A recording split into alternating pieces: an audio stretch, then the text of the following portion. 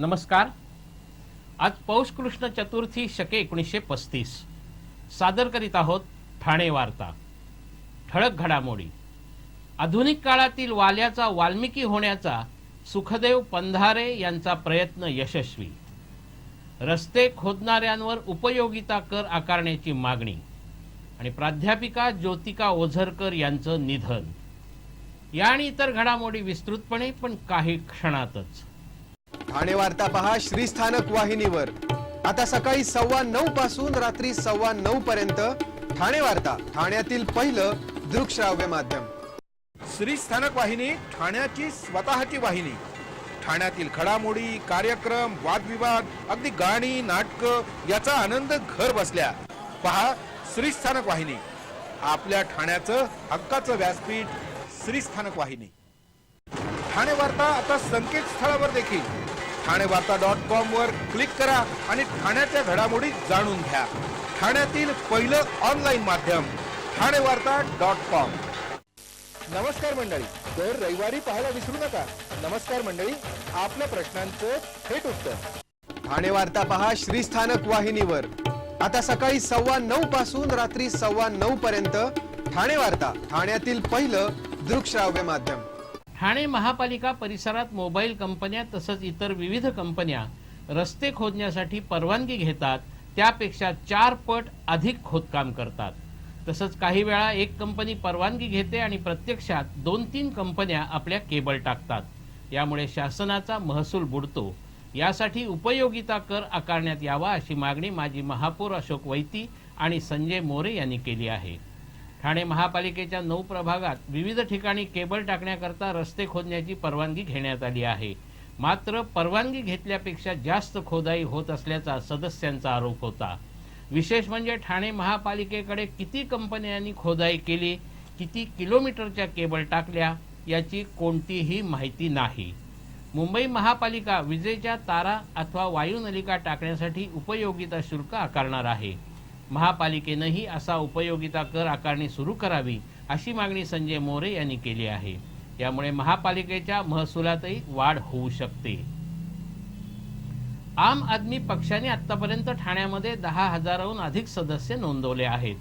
लोकसभा निवडणुका समोर ठेवून पक्षाने ठाण्यामध्ये आपला जोर वाढवण्याचा प्रयत्न चालवला आहे। जवळपास 45 प्रभागातून सदस्य नोंदणीचं काम सुरू आहे।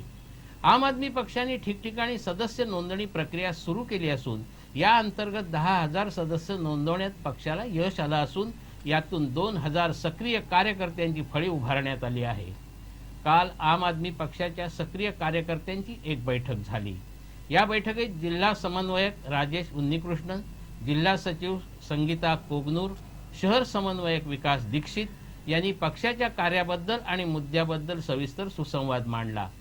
या बैठकीत लोकसभा निवडणुकीत पक्षाला चांगलं यश मिळवून देण्याचा निर्धार करण्यात आला। मुंबई विद्यापीठाच्या परीक्षा मंडळ आणि मराठी अभ्यास मंडळाच्या सदस्या प्राध्यापिका ज्योतिका ओझरकर यांचं काल कर्करोगाने निधन झालं। त्या 61 वर्षाच्या होत्या। त्यांच्या मागे पती, एक मुलगी, एक मुलगा आणि सून असा परिवार आहे। ठाण्यातील ब्रह्मांड इथे राहणाऱ्या ज्योतिका ओझरकर यांनी 1976 मध्ये झुंझुनवाला महाविद्यालयातून कारकीर्द सुरू केली। 1977 मध्ये त्या उल्हासनगरमधील चांदीबाई महाविद्यालयात दाखल झाल्या। 1991 ते 2013 पर्यंत मराठी विभागाच्या प्रमुख म्हणून मराठी भाषेच्या वृद्धीसाठी त्यांनी विविध उपक्रम राबवत शैक्षणिक क्षेत्रात दबदबा निर्माण केला। 10 वर्ष त्यांनी उपप्राचार्य म्हणूनही काम पाहिलं। 1970 ते 80 या दशकात त्यांनी समीक्षक म्हणूनही आपलं स्थान निर्माण केलं। मुंबई विद्यापीठाच्या परीक्षा मंडळाच्या सदस्या, BA MAच्या परीक्षा मंडळाच्या अध्यक्षा म्हणून त्यांनी यशस्वी काम केलं। काल संध्याकाळी त्यांच्यावर अंत्यसंस्कार करण्यात आले। यावेळी साहित्य, शैक्षणिक क्षेत्रातील मंडळी तसंच विद्यार्थ्यांनी त्यांना श्रद्धांजली वाहिली। ठाणे वार्ता पहा श्रीस्थानक वाहिनीवर। आता सकाळी 9:15 पासून रात्री 9:15 पर्यंत ठाणे वार्ता, ठाण्यातील पहिलं दृकश्राव्य माध्यम। आपला परिसर स्वच्छ आणि सुंदर ठेवण्यासाठी ठाणे महापालिकेत सहकार्य करा।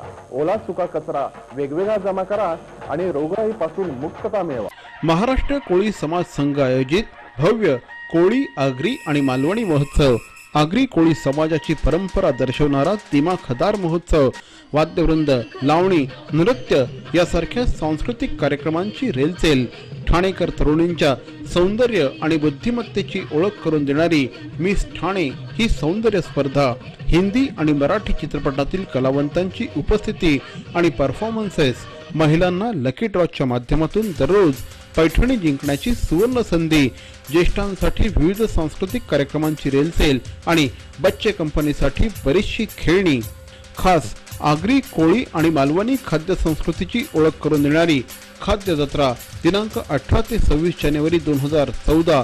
स्थळ स्वर्गीय अनिल शंकर जाधव मैदान, वृंदावन बसस्थानकासमोर, ठाणे पश्चिम. महाराष्ट्र कोळी समाज संघ आयोजित भव्य कोळी आगरी मालवणी महोत्सव. सौजन्य अनंत तरे, अध्यक्ष महाराष्ट्र कोळी समाज संघ, माजी आमदार आणि महापौर, ठाणे.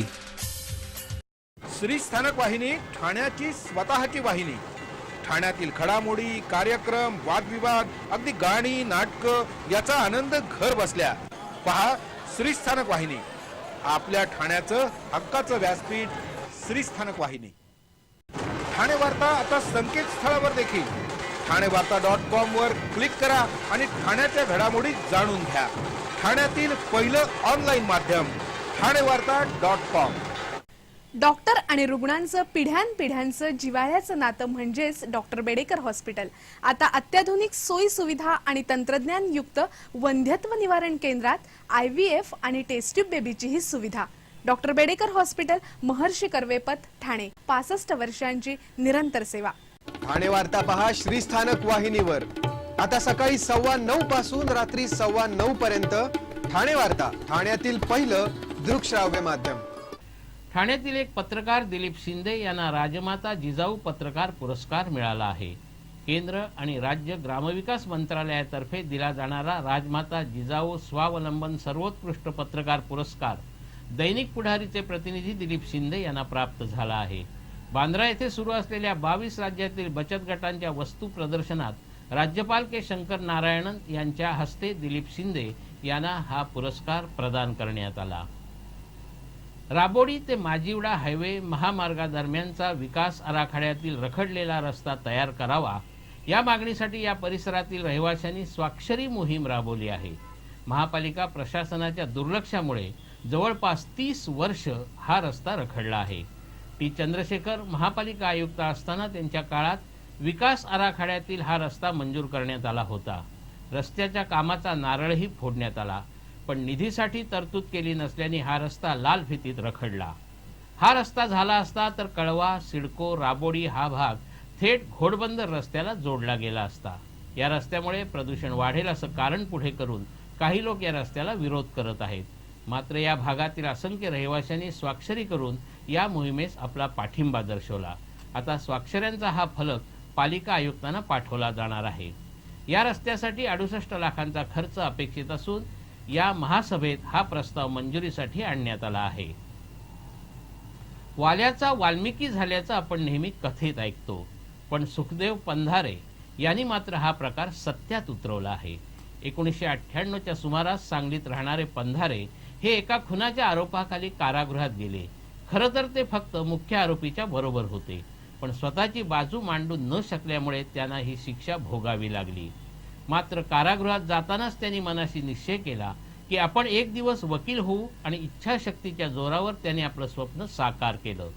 आता त्यांनी ठाणे न्यायालयात वकिली सुरू केली आहे. आपल्या वडिलांनी आपल्याला बेड्या असताना पाहिलं, पण आता ते जगात नसले तरी आपण काळा कोट घातला असल्याचं ते नक्की पाहतील, अशा भावना पंधारे यांनी व्यक्त केल्या. आपल्या चारित्र्यावर जरी काळा डाग असला तरी आपण हा काळा डाग पुसून टाकू असा विश्वासही त्यांनी ठाणे न्यायालयात बोलताना व्यक्त केला. पंधारे यांनी BA LLB केलं असून आता ते LLM करणार आहेत. कारागृहात असताना आपलं शिक्षणच आपला काळा डाग पुसेल असं जाणवलं. आपल्याला खुनाच्या गुन्ह्यात अडकवण्यात आलं आणि आपण तेव्हा आपली बाजू मांडू शकलो नाही, पण आता आपण गरिबांचे दावे लढू असा विश्वास त्यांनी यावेळी बोलताना व्यक्त केला. मानवी हक्काविषयीचा 3 वर्षाचा अभ्यासक्रमही पंधारे यांनी पूर्ण केला आहे. जुलै 2013 मध्ये कारागृहातून सुटल्यावर त्यांनी थेट बार काउन्सिलकडे नोंदणी केली आणि अवघ्या महिन्याभरात त्यांना ही नोंदणीही मिळाली.